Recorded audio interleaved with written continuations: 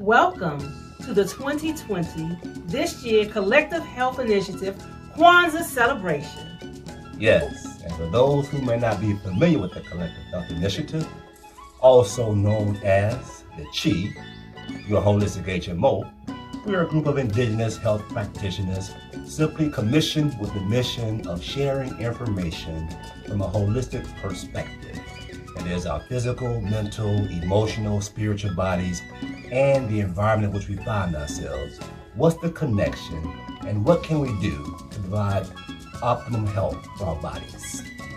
So, starting off with introductions, for some of you who may not know or who are not familiar with who we are, my name is Clarice Manning, and I deal with skincare, body and hair care products. My company is Rooted in Nature, and one of the members of the CHI, Collective Health Initiative. I am Precious Porter. I am the founder of Precious LLC. I do drama therapy, behavior specialist interventions, and I do healthy relationship training. Yes, and I am Master Ashep, founder of Sons of Light Healing, also known as Soul Healing, as well as holding the vibration of a Kemetic metaphysical warrior priest and soul healer, as well as co-founder of the CHI. Peace and blessings, everyone. My name is Khetnu Nefer, and I am the Chief Enthusiasm Officer of the Soulful Touch Wellness, which is my mobile holistic health and wellness company geared towards helping women lead what I call a soulful life. And that includes massage therapy, womb therapy, yoga, massage. It spans the gamut. And thank you for being here. Yes, and my name is Yuma Bellamy, also known as Dr. U. I am the founder of U360 Holistic Health and Wellness, also co-founder of Collective Health Initiative along with Master Ashep, and also co-founder of Ni Dembaya African Drum and Dance Ensemble. I'm an herbalist and a certified holistic health consultant. And glad to be here with you today for this Kwanzaa celebration. So let's get this started without any further ado.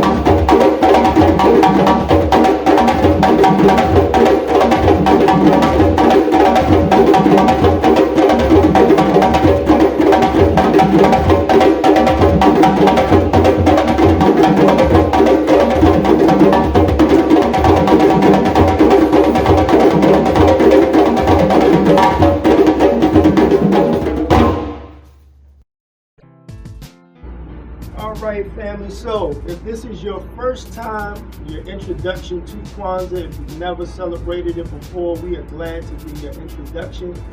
And a little bit about Kwanzaa, if you're not familiar with it. Kwanzaa, from a historical standpoint, was started by African Americans in the 1960s. And it's intended to be a family holiday and a community holiday that spans for 7 days. There are 7 different symbols that are associated with Kwanzaa and 7 different principles that are associated with Kwanzaa. And these are a celebration of our cultural heritage from the continent of Africa that can apply to anybody throughout the whole entire world of African descent, us as melaninated people.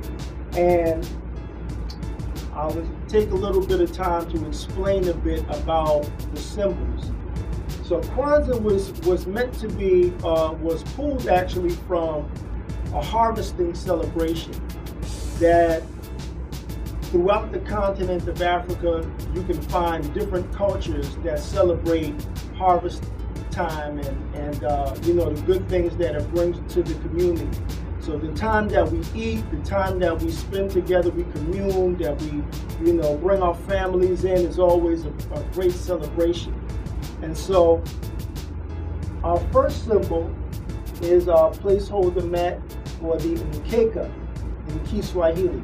Kiswahili is the dialect that is utilized for the symbols of Kwanzaa and for the language of Kwanzaa. Kwanzaa literally means first fruits.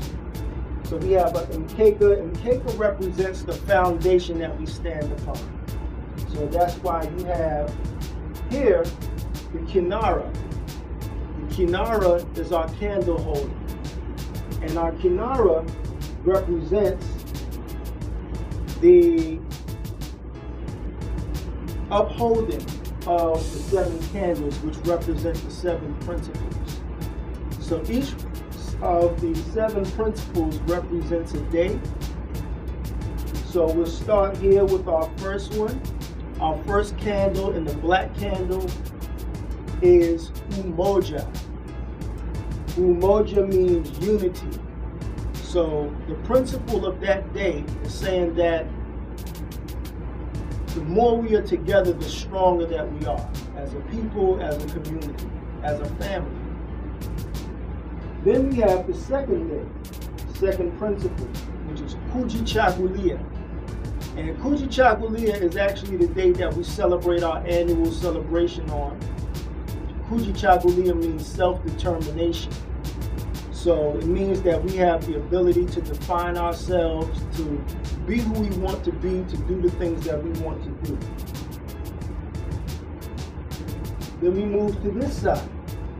This side is Ujima. Ujima means collective work and responsibility. So that means when we work together, we accomplish more together. We accomplish the things that we need to. Then we have Ujamaa. Ujamaa means collective work, and it means cooperative economics. That means that we support each other financially. If we have our own businesses, and if I have a business and Master Ashep has a business, and I contribute to his business and get things that I need from him, and he does the same for me, then we both benefit in the end. And that's the way that as a community we're going to thrive, we keep money inside of our community, and we're able to accomplish the things that we need to accomplish, get the things that we want in our communities. The next principle is Nia. Nia means purpose. So that means that everything that we do should have a purpose behind it. And when we're clear about what our purpose is, we're clear about what our goals are, and that way it helps us to achieve the things that we want to achieve for ourselves, for our families, our communities. Then we have our 6th day, which is Kuumba. Kuumba means creativity.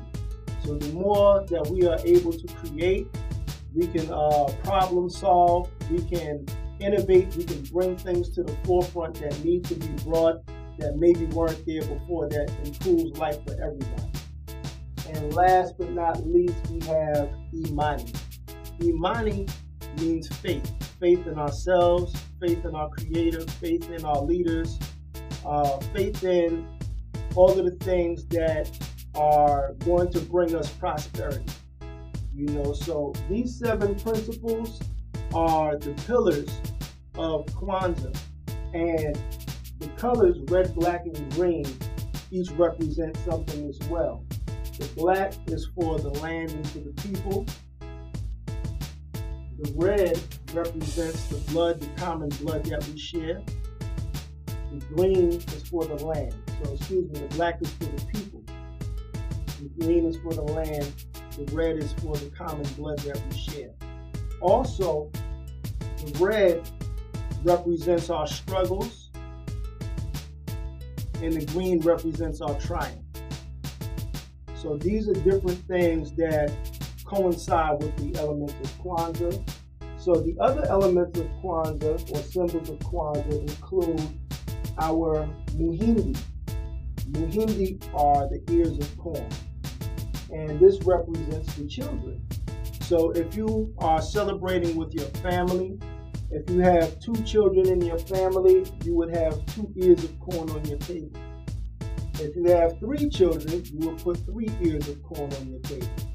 If you have no children at all, you still want to put 1 ear of corn on your table to represent the potential for life. Then we have our mazao. Mazao are our fruits. See here, we represent it with an orange, apple. We have a great butternut squash. Shout out to Dr. Aaron Motley for our butternut squash. Will be cooked very soon. So the fruits of our labor is what that represents. The work that we put in is going to give us the things that we need. Then we have our Kikombe Cha Umoja. This is the unity cup. And so if you're in the same family, and preferably in the same household, we know what's going on with all of the things that's circulating around in terms of health conditions.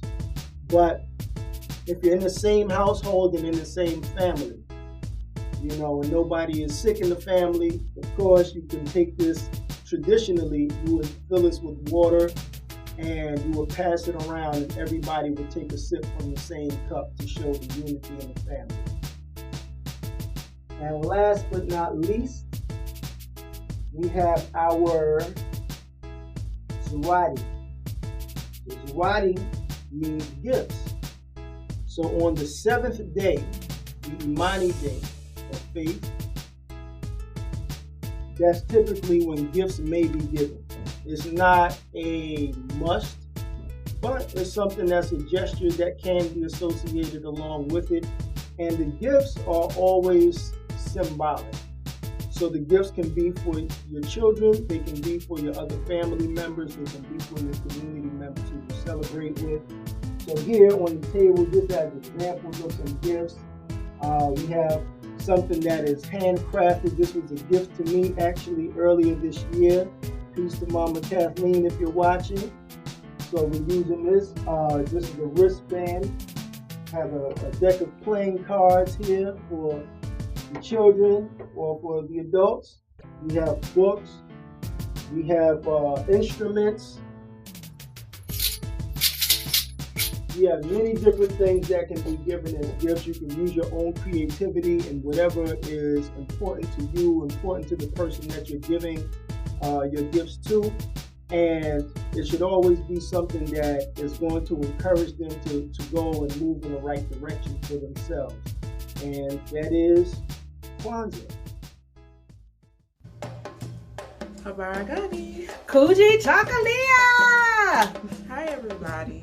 So with Kwanzaa, we have a greeting, and the greeting is Habaragani. And with each day, whatever the day it is, whether it's Kujichagulia, Nia, Kwanzaa, when we greet each other with Habaragani, for example, I greet Precious Habaragani. She says Kujichagulia. And if it's the day of Nia, I say Habarigani, and she says Nia. So that's a little bit of what that is about when it comes to Kwanzaa. So Kujichagulia is talking about self-determination. So today I am going to say what self-determination looks like to me. You know, this is when I get to define who I am, or we as a people define how we will celebrate in this season. So Kwanzaa is all about Black people uniting, coming together, celebrating our heritage, our principles, remembering our roots and where we come from. We get to decide, nothing disparaging against any religion or any other practices, but just the time that we set aside to say, hey, I'm going to look at me and my roots and celebrate who I am. Self-determination.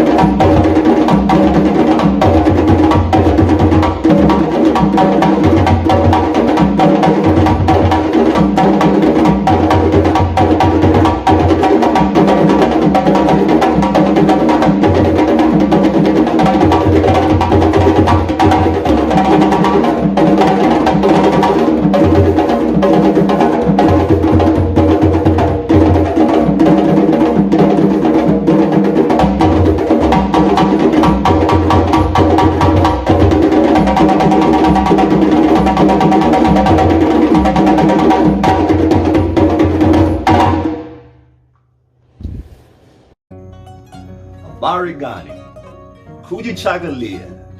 What's happening, everyone? Peace, good health, wholeness, good day. All right, so Kujichagulia is the day's celebration, and it is storytelling time. Just like there are principles that go along with each of the days of Kwanzaa, there are also a story or myth that also goes along with the days of Kwanzaa, the 7 days of Kwanzaa. And the story that goes along with Kujichagulia, self-determination, that's the principle, is a story called 3 Tests. And without further ado, here we go, 3 Tests. Once, long ago, 3 tigers came to Africa. They went to the country of the animals and made this terrible announcement. From now on, this land will be ruled by the tigers. We are, after all, the strongest, fastest, and wisest of all the animals. Therefore, we are only fit rulers, they claimed. A little mouse spoke up from the crowd. But we have a council, but we like to make all of our decisions together. Don't need or want any ruler. One of the tigers let out a loud roar so loud and fierce that the poor mouse started running and didn't even stop until it was in the land of the humans. To this day, he lives in the houses of the humans. Her cousins, the field mouse, misses her terribly. The other animals didn't like the idea much either, but they looked at those tigers' big claws and sharp teeth and were afraid to speak. These tigers were even bigger than the lions. We will collect taxes, and we will also change the name of this country. From now on, this will be known as Tigerland. And you will call yourselves servants of the tigers, they said. Finally, a Nazi spoke. Great tigers, it is clear that you are strong, fast, and wise. But just so that everyone will know for sure that you are stronger, faster, and wiser than anyone else, let us have a contest, Anansi suggested. The tigers liked the idea, so Anansi continued.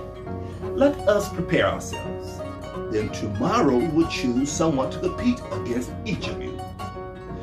So the tigers left, and the animals held a private meeting to discuss what to do. The next morning, the animals were ready. The tigers came to the council circle. The strongest tiger spoke first. Who will compete against me? He asked. I will, said the little tiny voice of the field mouse. The tiger laughed until he cried.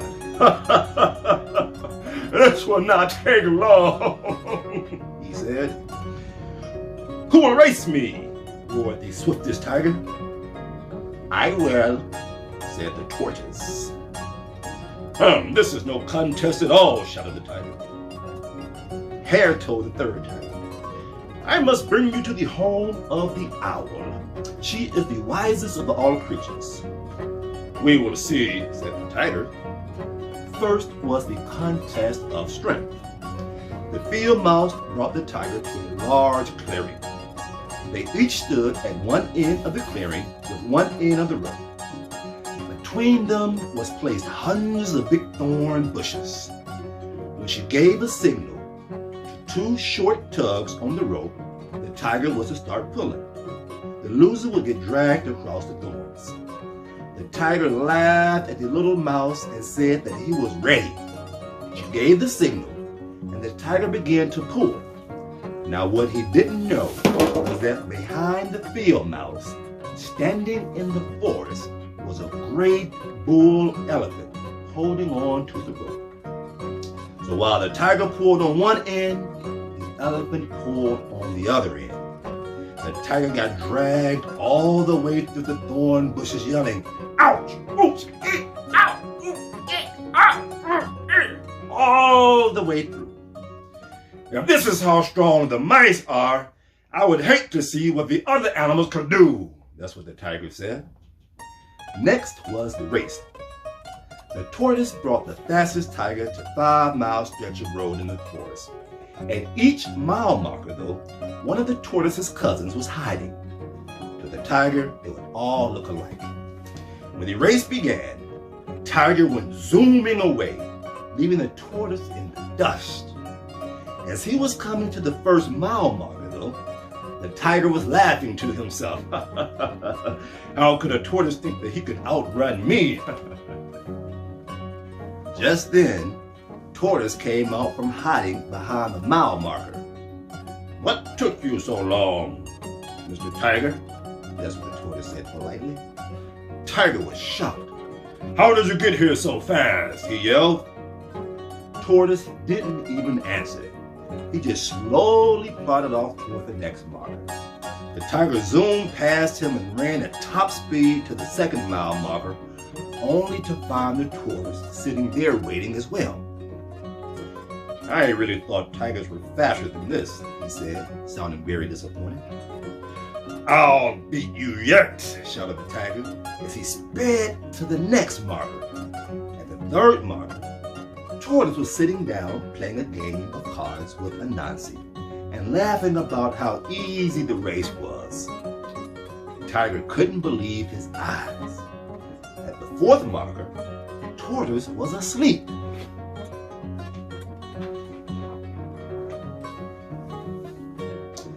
Snoring very, very loud.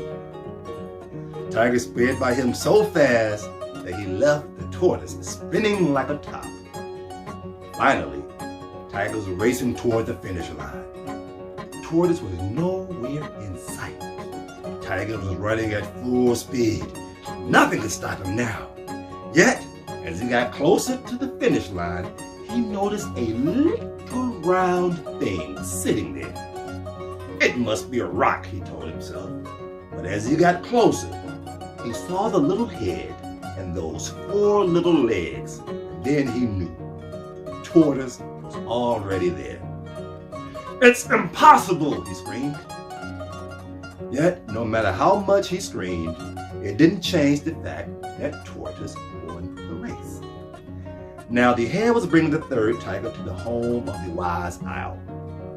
But the hare kept complaining of stomach pains and he couldn't walk very well. Can't you get someone else to show me the way? Said the tiger angrily. I'm the only one who knows the way, he whispered. It's a secret. Tiger was irritated. Then you'll just have to ride on my back, he said.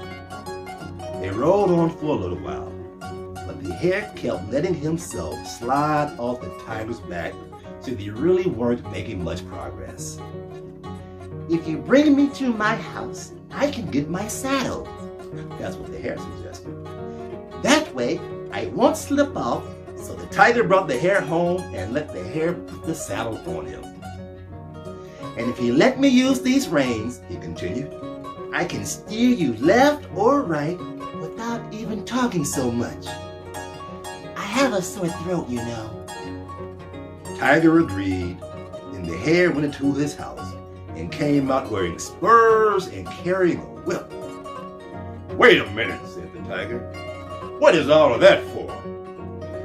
Oh, I just wear these spurs for show, that's what the hare said.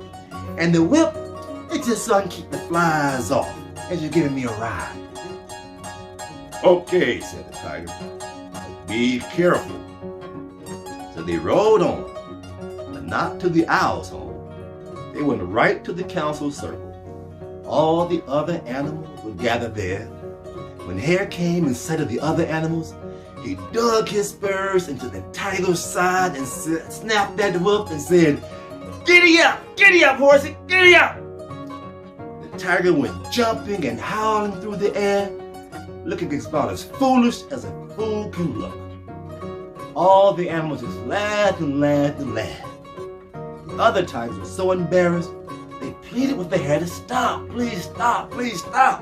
The hare got off the tiger's back, took his saddle and reins, and those tigers agreed never to come back to Africa again.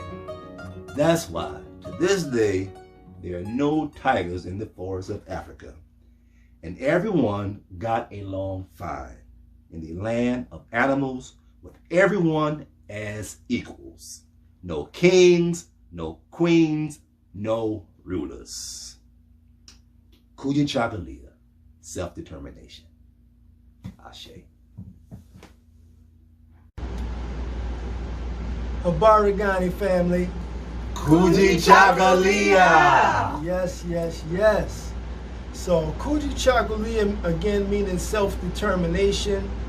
And one of the things that is a very, very important topic to apply self-determination to is our health and wellness. And I wanted to take some time to discuss with my fellow Collective Health Initiative members what that looks like for each of us, and what are some simple things that we can do and that you can do to apply the principle of Kujichagulia to our everyday lives and the relationship to our well-being? So I'll start. Coming to the Chi for me was learning about alternative medications. I was, at the time I came to the Chi, dealing with overcoming cancer and making a determination that instead of being on drugs and things from the pharmaceutical aspect, that I would do things holistically. Today I am cancer free.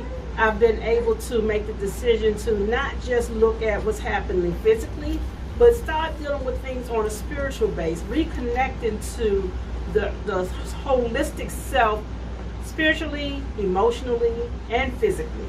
And having that totality mentality has helped me to progress. So now, instead of relying on what doctors say, I get to actively decide what my health look like, and my health outcomes for me have been quite positive. That's a beautiful thing. Yeah, definitely. I know for me, I made a determination at an early age to make better health decisions for myself, knowing what my family history is, diabetes being pervasive in my family, high blood pressure, cancer as well, and you know, coming into the awareness of learning about herbs, learning about the proper foods to eat. I became plant-based in terms of my eating habits, maybe around my mid-20s, about 15 years ago, and have still maintained it since, and probably in one of the best shapes of my life. And you know, utilize my herbs and utilize my my culinary skills and things of that nature to make it happen.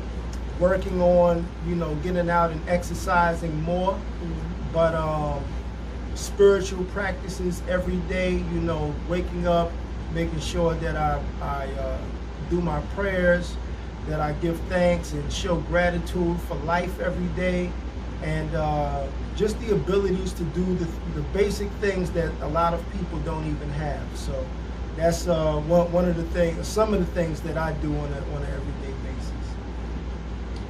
Well, for me, self-determination looked like, and what initiated it for me was, like Precious, I too am a cancer survivor. I had the early stages of uterine cancer, and they were pushing for me to have a hysterectomy. And it was very traumatizing, it was very devastating. I was a little younger than I am now at the time, and so, you know, being a woman in my 30s at the time, and, you know, facing a diagnosis such as that, and being that cancer is very pervasive in my family. All four of my grandparents had, you know, cancer when they transitioned. So it was something that I really wanted to break that generational cycle, you know, and because I don't even want to call it a curse, break that generational cycle. And so with my self-determination, like Dr. Yu talked about, is that I turned to alternative and complementary health protocols to help not only save my womb, but save my life as well. Because at my heaviest, I was 230 pounds.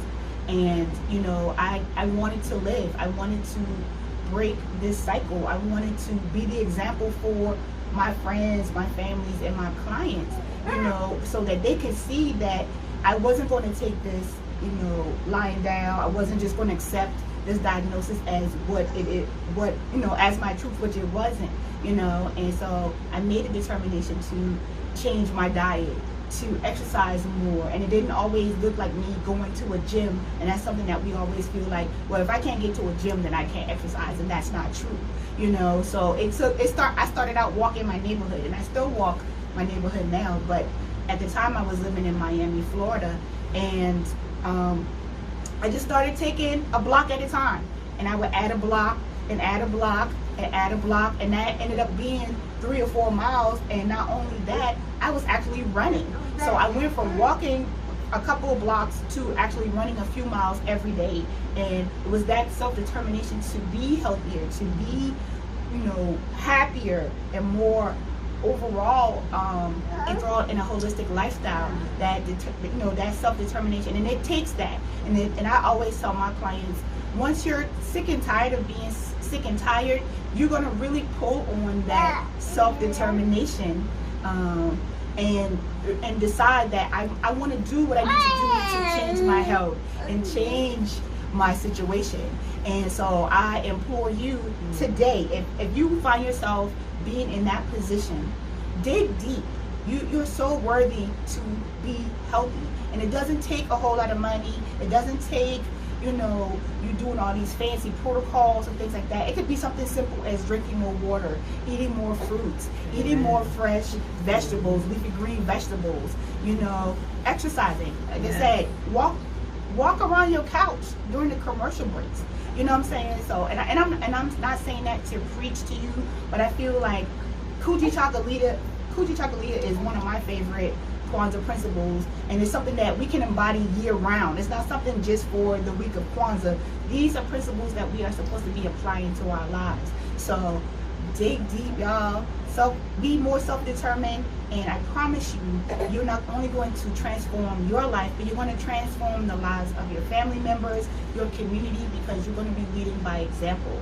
And so take heed to what we're saying, and lean on us, your collective health initiative, because we're here to help you once you become self-determined to say, I want to be healthier, I want to be happier, I want to live a more whole and happier life. Then we're here to help you. So please feel free to reach out to us. All right. Yes. Good. Thanks for sharing, Khetnu. And for my person, self-determination. And just to give a little disclosure for those who may not be as familiar with the vibration, how my person show up. Comedic, metaphysical warrior, priest, metaphysician, mystic, all these terms my person use like everyday language, which comes to my person's belief. As a believer, something we're most familiar with as a believer. Child of God, growing to be a God. The child grows up to be a God. What does this have to do with health and self-determination? Well, combining the two, the spirituality part, especially from the Christian tradition, Yeshua, Jesus Christ said, greater things shall we do, as well as reminding us that ye are gods, which comes back from my person. What does the health of a God look like? Well, first, it requires self-determination and finding out the information. What does that look like? Know thyself. Comes back to know thyself. Ancient saying, know thyself. And we're saying we're a child of God, the creator. Most spiritual traditions speak of these things. Then what does that mean to know that? To really know that? Then there's another saying that says, physician, heal thyself. Physician, heal thyself. Heal thyself. Can be an analogy with saving thyself. Save thyself, heal thyself, know thyself. Again, so for my person, just this esoteric mysticism, the unknown, it just resonates. So my person has self-determination to inquire about the unknown. Because it's really not talked about, because it's really not seen. So it requires self-determination to understand the unseen, the unknown. God is unseen, unknown, So most of spirituality is metaphysical. Again, in order for my person to experience the fullness of what it knows intellectually about spirituality, one must have the vehicle, the capacity to engage in the understanding, as well as to allow the energy to come through so it manifests. And simply put, my person understands that it has physical, emotional, spiritual, mental bodies.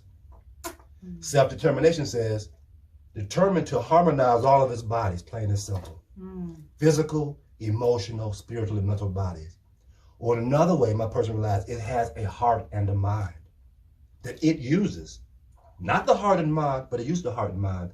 So health, again, how to harmonize the heart and mind. Self-determination first says, let my person understand what is the heart and mind. There's so much talk about it. So for my person, self-determination, the understanding who it is, how it operates, how it's made, what's its heart and mind that it has, how to use its heart and mind So there's, in harmoniously working together. How to harmonize this physical, emotional, spiritual, mental body. So they're all working together. So there is oneness, wholeness, peace within, which carries forth to all of the experiences on the outside. Ashep. Ashep.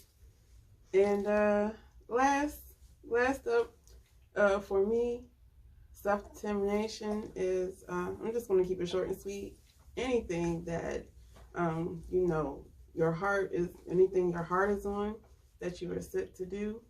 I know for me, as far as health, at one point in my life, dealing with serious health problems, more specifically with menstrual issues when it comes to a woman's cycle and our menstrual flow. I used to get really seriously bad symptoms, which resulted to me not even being able to function or move out of bed. And I was determined to get my health in order, and I was able to get all of that straightened out through exercise, getting my diet right, eating right, and even spiritually going, prayer and meditation. All of those things helped me to overcome the issues that I was going through. And as you can see, I am determined to go through this through this celebration with my nephew here. So again, whatever it is that your heart is set to do, you will triumph with self-determination. Yes. Family affair. All right. Yes, absolutely. Peace, family. So, from the herbal side, we know that we are facing some challenging times with this COVID-19 still circulating around.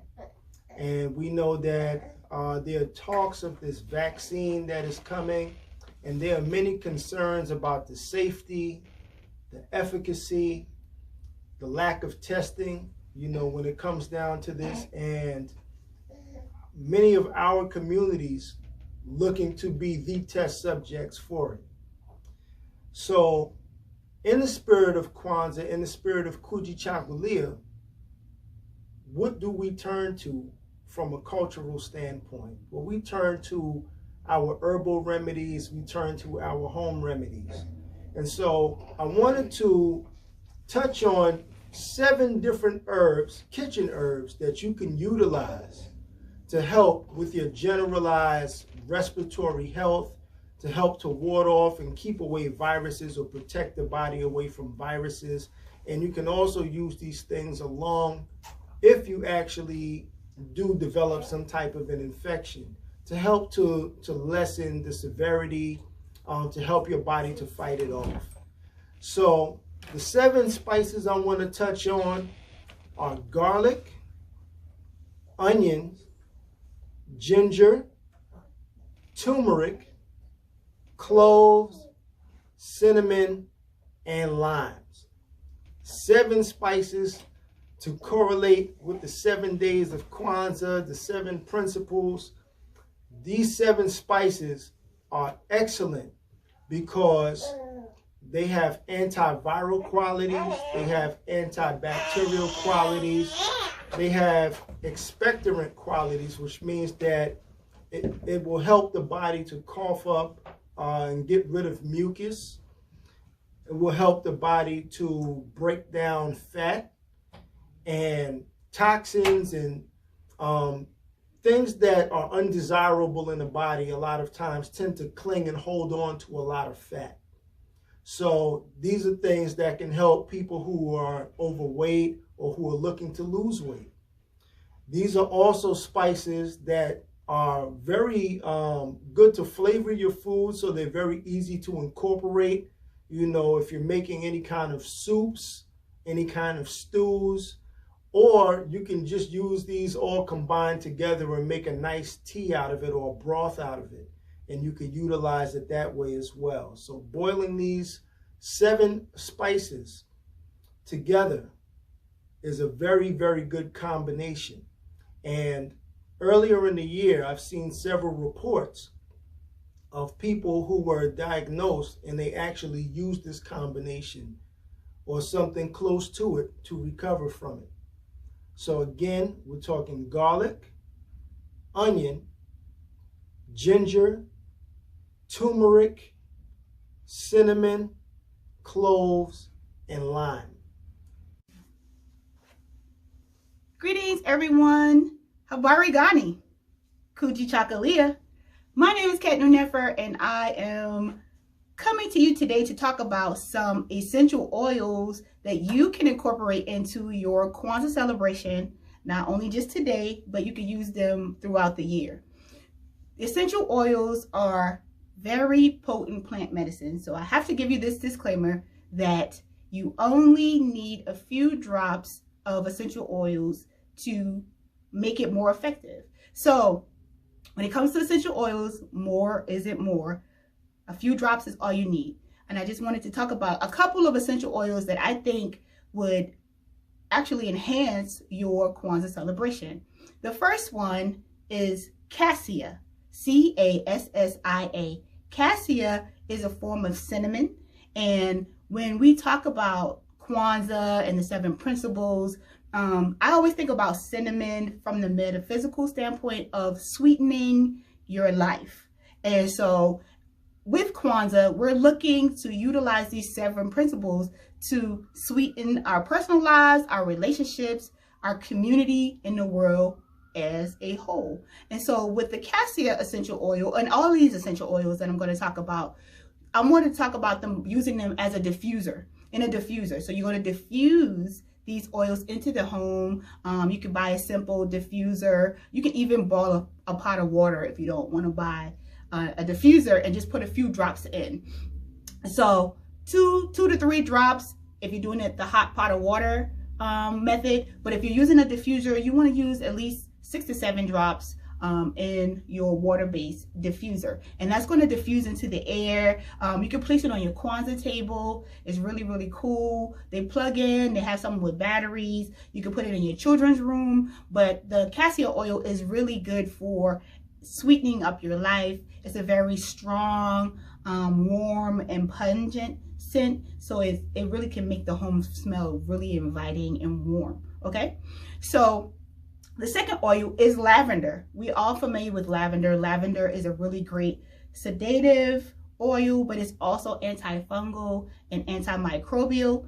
And it is a beautiful oil to incorporate during Kwanzaa because we're thinking about calming, relaxing. Kwanzaa is a time for us to celebrate and relax and have fun with our family and friends. So lavender, diffusing some lavender oil will help to instill that principle of the essential oil. Okay, the third one is eucalyptus. Eucalyptus is a very hearty, warm, very strong scent, and it's really good for the lungs, and as well as good for stress. And when we think about collective works and coming together in umoja, unifying, sometimes it can be stressful. Let's keep it real. Gathering with family, especially if you hadn't seen them in a long time or there's been some family beef, we all have a little bit of that. So with the eucalyptus oil, we can help to dissipate some of the stress and the hustle and bustle that's incorporated with the holiday season, Christmas, Kwanzaa, Hanukkah, whatever it is that you celebrate. Eucalyptus oil is really great for helping to diffuse that. And it also is good for paying attention across the shoulders. And you can use it with a carrier oil like almond oil, olive oil, shea butter as a massage oil. And just taking a few drops and massaging it into your shoulders or into your feet. This is a great way to honor our elders, during Kwanzaa time by giving a massage with, a foot massage with some of these essential oils as well. Okay.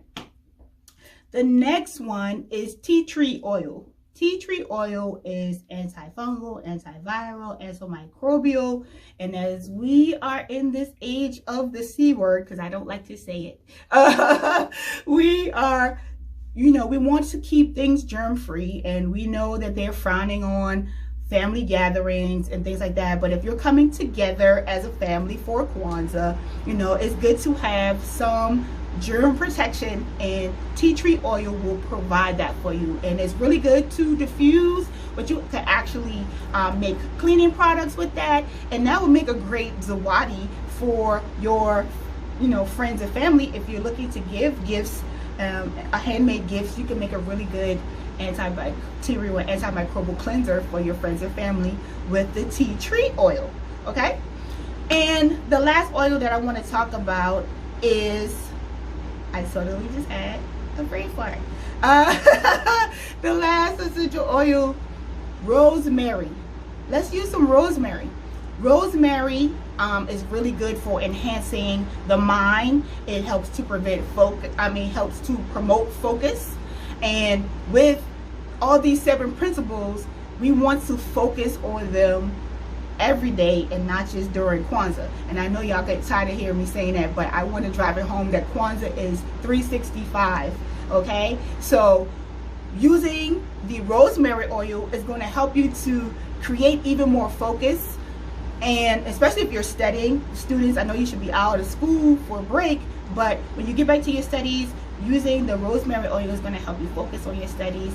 It's going to help you focus on the Kwanzaa principles, and it's going to enhance all that you're trying to do when it deals with the memory and all that great stuff.